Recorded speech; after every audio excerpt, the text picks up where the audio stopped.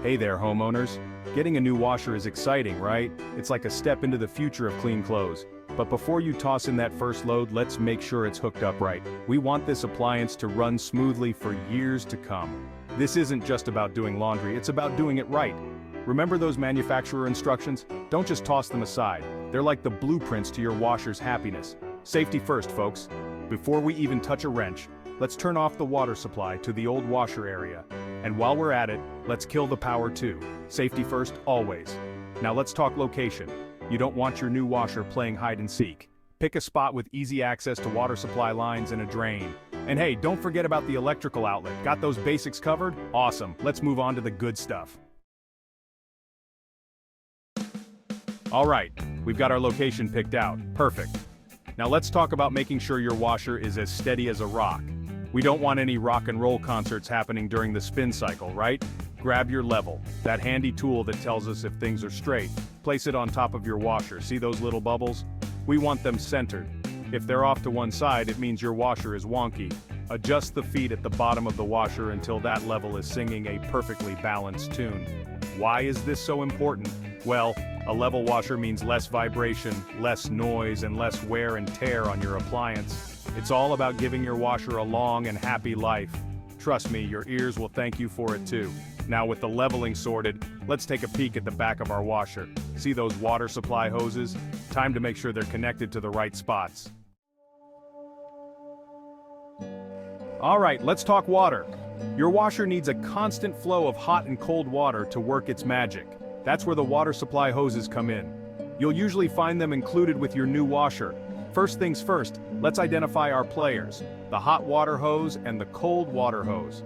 The hot one is usually marked with red and the cold one with blue. Makes sense, right?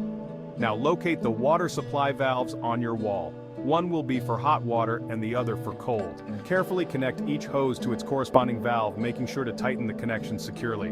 We don't want any surprise leaks. A little trick of the trade-used thread seal tape on the threaded ends of the hoses before connecting them. This helps create a watertight seal and prevents those pesky drips. Remember, righty-tighty, lefty-loosey. Once you're happy with the connections, slowly turn the water supply valves back on. Keep an eye out for any leaks around the connections. If you see any, tighten them up a bit more.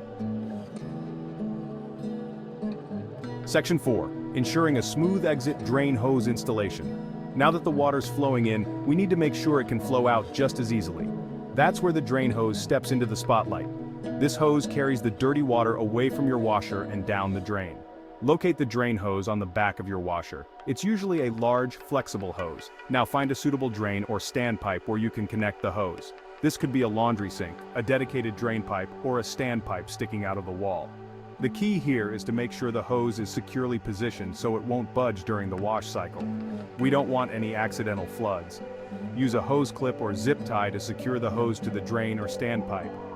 Before you move on, double-check that the hose is positioned high enough to prevent siphoning. This means the end of the hose should be higher than the water level in the washer tub. This prevents dirty water from flowing back into the machine. Section 5. Powering up your laundry companion electrical connection. All right, we're almost there. We've got water flowing in and out, so now it's time to give our washer the juice it needs to work its magic. Before you plug anything in, let's talk safety. Your washer should be plugged into a grounded electrical outlet. You know the ones with the 3 prongs? That third prong is crucial for safety, as it provides a path for electricity to flow safely to the ground in case of a short circuit. Make sure the outlet you're using is in good condition and can handle the electrical demands of your washer.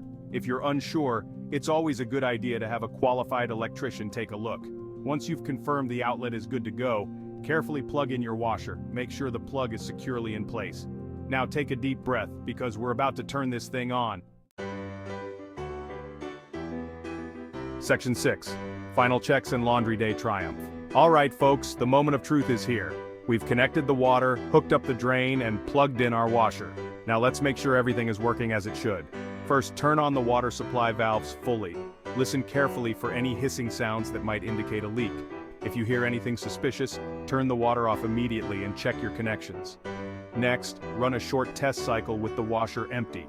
This will allow you to check for any leaks and ensure the machine is filling, draining, and spinning properly. Keep a close eye on the washer during this first cycle. Once the test cycle is complete, do another visual inspection for leaks. Check around the water supply connections, the drain hose connection, and under the washer itself. If everything looks good, congratulations. You've successfully installed your new washer. Now go ahead and reward yourself with a mountain of laundry. Your new washer is ready to tackle anything you throw at it, literally. And there you have it, folks. Installing a new washer might seem like a daunting task, but with a little patience and these handy tips, you can do it yourself and save some money in the process. Just remember to take your time, follow the manufacturer's instructions, and always put safety first. Happy laundering.